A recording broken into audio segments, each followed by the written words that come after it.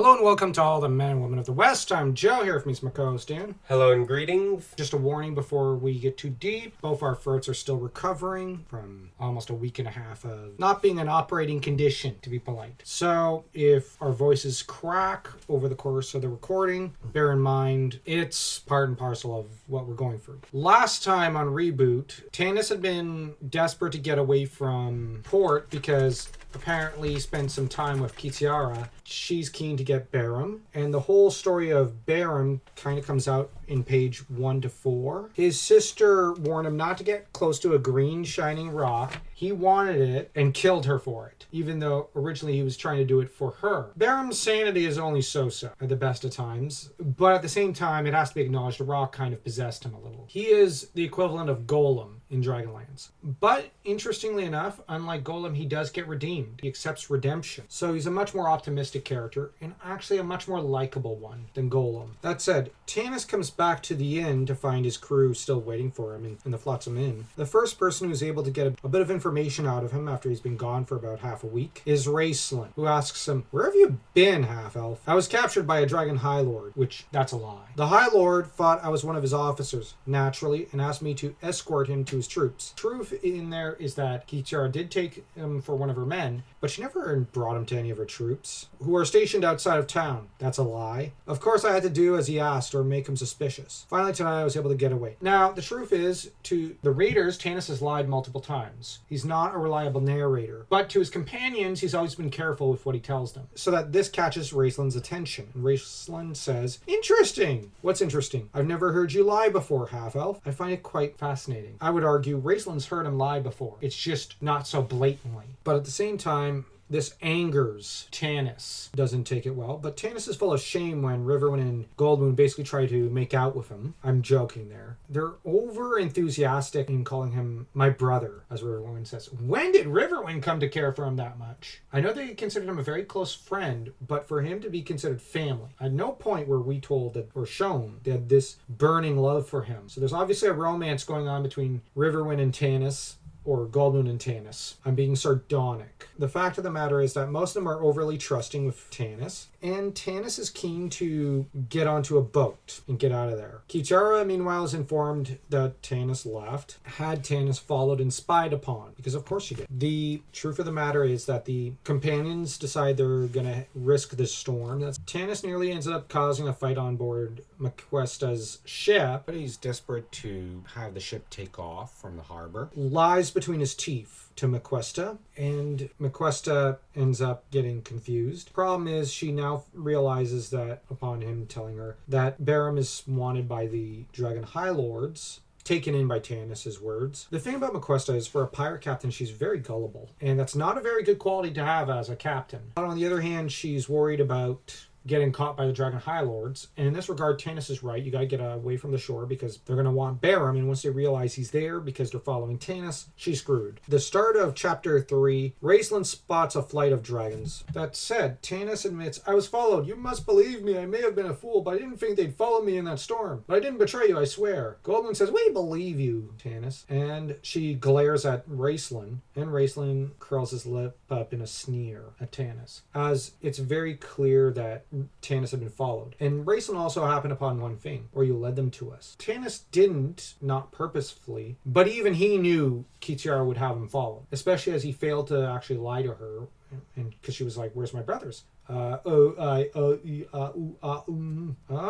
they're with you, but you're not going to tell me. Okay, cool. Basically, he divulged everything without divulging anything. And he knows it. And the thing is, in a way, by him returning to his friends, he knew he was leading her to them. He knew it. And I know people are going to say, no, he didn't. How could he not know? Kitiara, for all that she's not a very good military commander, she's not stupid. No, like, I'm going to defend Kitiara. She's not dumb. And she can read Tanis like a book. Especially because he's not very good at lying to her. But the real problem starts, for Tanis at least, when Kitiara flies in on Sky and Raceland spots her, reveals himself. Then Caramon does. Kitiara realizes that to get to Barum, she would have to kill her little brothers. And while she doesn't care about Raceland, it would mean killing Caramon, whom she did at one point like. It would mean killing Tanis. But she goes, well, it's a sacrifice I'm willing to make. There are other guys that she could snoo with. The companions are directed downstairs into Maquesta's cabin because they're just in the way. away, and they're irritating McQuesta. Basically, she signed up to transport them across the sea, not for their family drama. They don't pay her enough to deal with the family drama. Not that they've really paid her all that well to begin with. Let's just be honest. And Tanis immediately starts apologizing and saying, I wanted to tell you, he did not tell them their sister was in town and that she's now a Dragon High Lord. He deliberately hid that information from them when he returned to the inn. That was important, vital information. Yeah, and it would have been important for also the strategy meeting, but he hid it. And you have Caramon. So that's where you were these 4 days with our sister,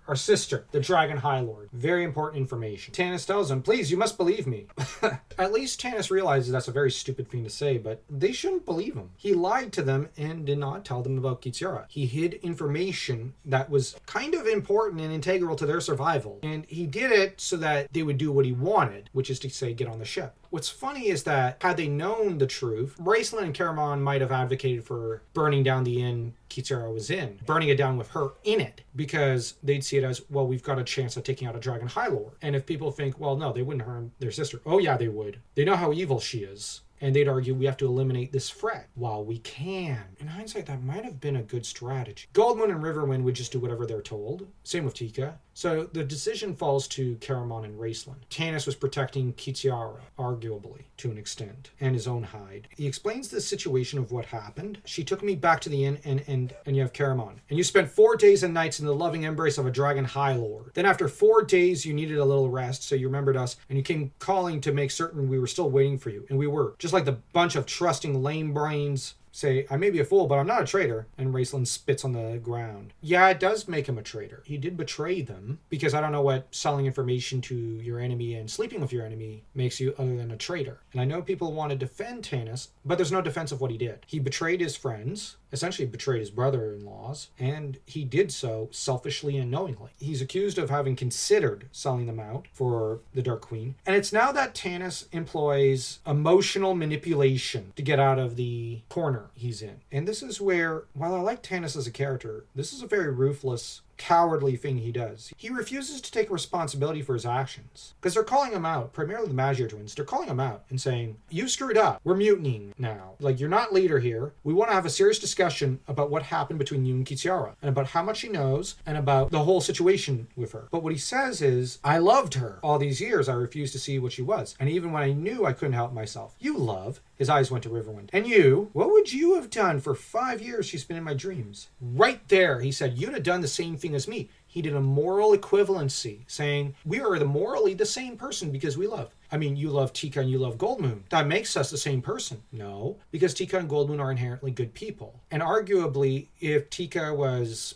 a Dragon High Lord, Caramon would stick a sword in her gut. Yeah, he might sleep with her, but he'd stick a sword in her gut, because Caramon would see it as, yeah, you're the enemy. Riverwind, okay, I may not like the character, but if Goldmoon was to go Dark Cleric, he'd stab her in the gut. This moral equivalency that he's doing here, Tanis is completely wrong. They would never do that. But he's guilting them. He's using the fact that they love their girlfriend or wife, and using this to say, you're no better than me, and he's trying to drag them down to his level. And they let him. Oh, I hated myself when she left me. I thought of Lorana, and here's the thing. It doesn't matter if he thought of Lorana or something. His thoughts aren't important. You are not your thoughts. You are what you choose to be. And Tanis did choose Kitiara in that moment. And now he's choosing to, for some reason, guilt his friends for loving the woman they love and not loving worst woman. And he's manipulating the woman by saying, well, love, love, love. He's using the word love constantly, knowing that that's their weak point. He is manipulating their ability for love for his own gain. There is no other way of reading this situation. Tanis is manipulating the love people feel that he might profit from it and remain leader of the group. His goal here is to remain the leader of the companions, and so he's manipulating them, saying, with the women he constantly uses the word love, because both women only have a one-track mind when it comes to love. And with Riverwind and Caramon, like I said, he's just simply said, well, you love. What's the difference between the woman you love and the woman I love? Well, for one thing, Goldmoon and Tika are good people, and for another thing, if they ever did what Kitiara did, Caramon and Riverwind would stick a sword in their guts. His argument here is actually a really stupid one,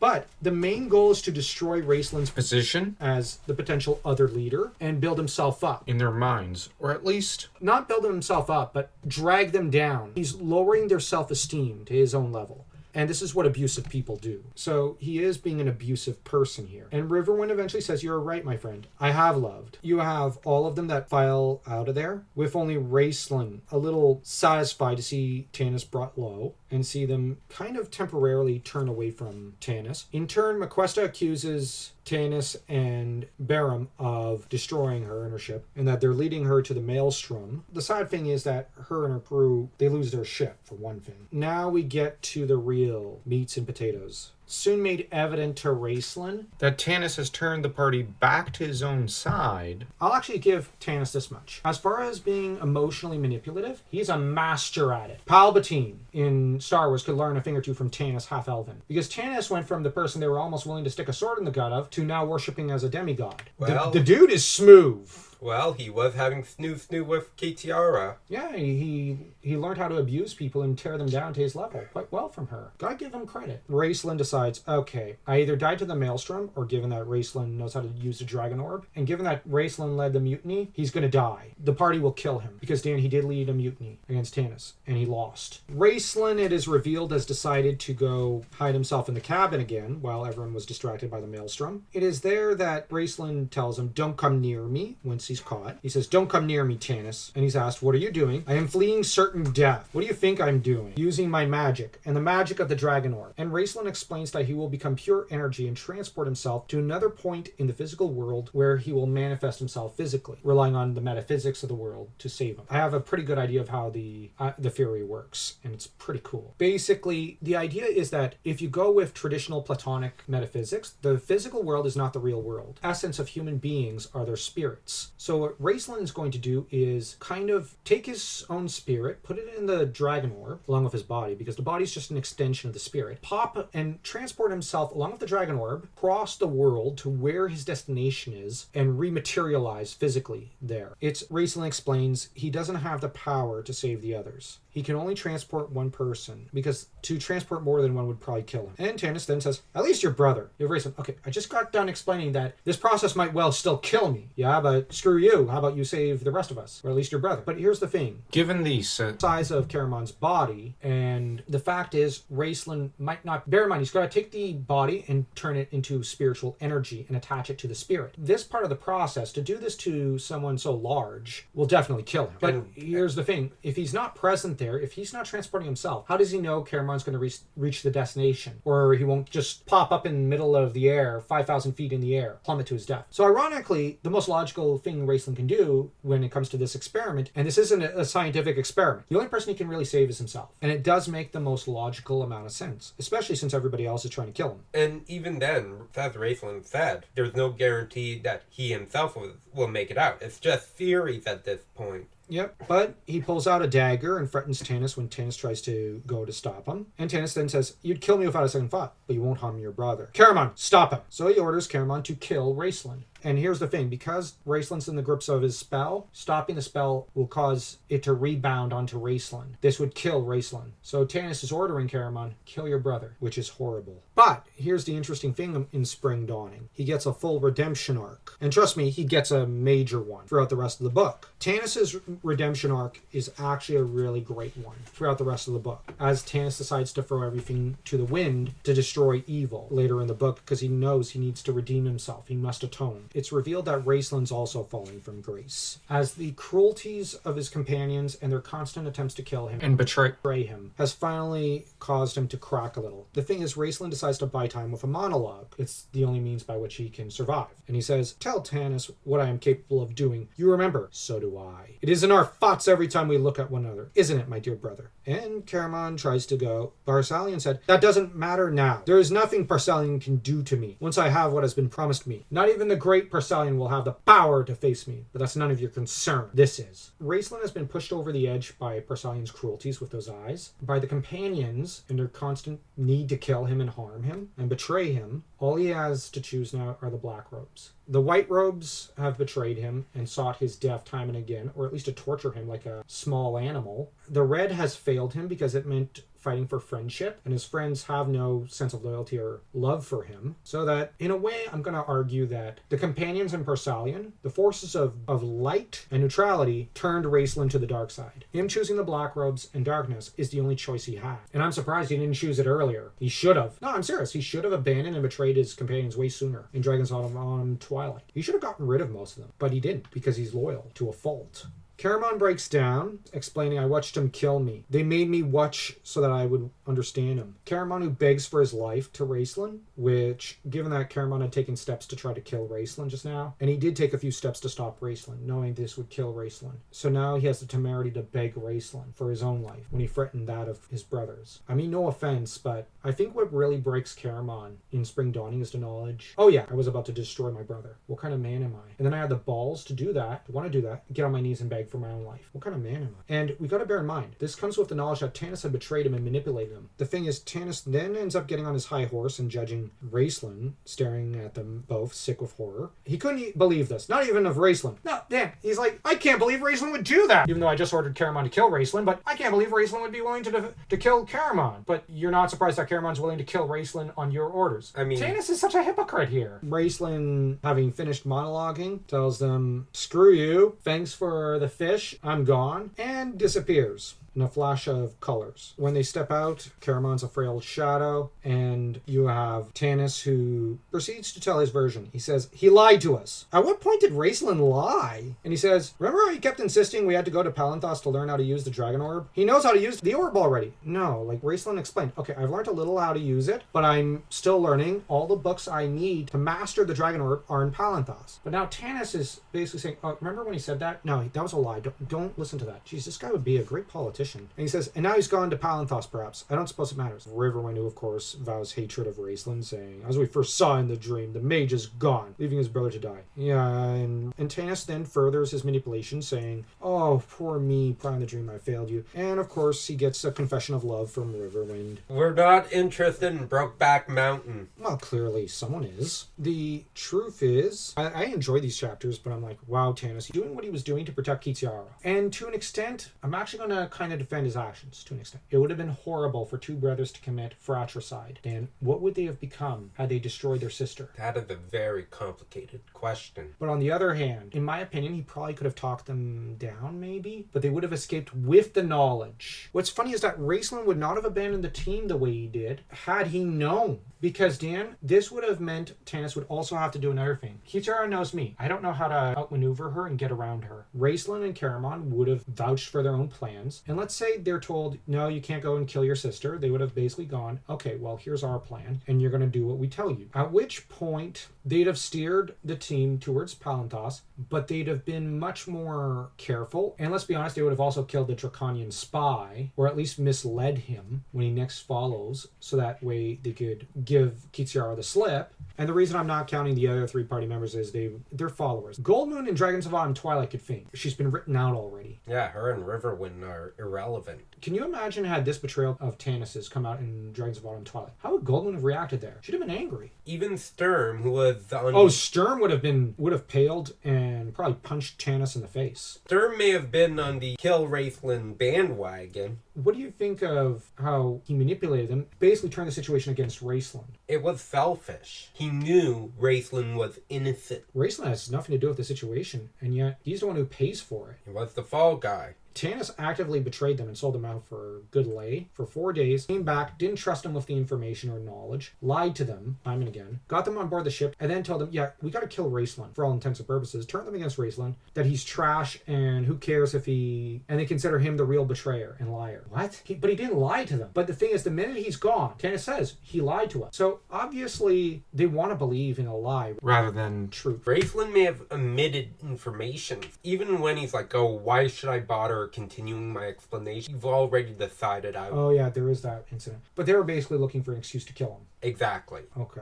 But here, what do you think of how he was used as a fall guy? I wonder if it was Sturm instead of Raistlin, if Sturm would have been the fall guy. That said, the fact that Caramon was going to pounce on his own brother, knowing that breaking his hold over the spell will rebound. And also knowing that Raistlin is innocent. The minute Tanis said, get him, Caramon should have drawn his sword and slashed his throat, Tanis' throat, because, and I know people would say it would not achieve anything. Raistlin would still get away and Tanis would be dead. Yes, but the man who's telling him become as Cain to Raislin's Abel would be dead. The weird thing is that in this situation, Tanis is taking on the role of the serpent, or of Loki from Norse mythology. He is the bringer of chaos and the destroyer of a family unit and turning a brother against a brother. And the best thing Raistlin could do in the situation was remove himself from it and flee because his life was in danger. And here's the thing. As the main hero of the Lance, if Raistlin dies, and Raistlin knows this, the war is over and evil has won. The only hope the world has is Raistlin. Arguably, the Luke Skywalker of this era and of this part of Dragonlance is Raistlin. But it's the difference that Luke was somehow able to inspire loyalty and love in people. Raistlin inspires hatred. He has all the charisma of a rock to the face. Which is sad. Now, I know people will say you've been hating on Tanis. No.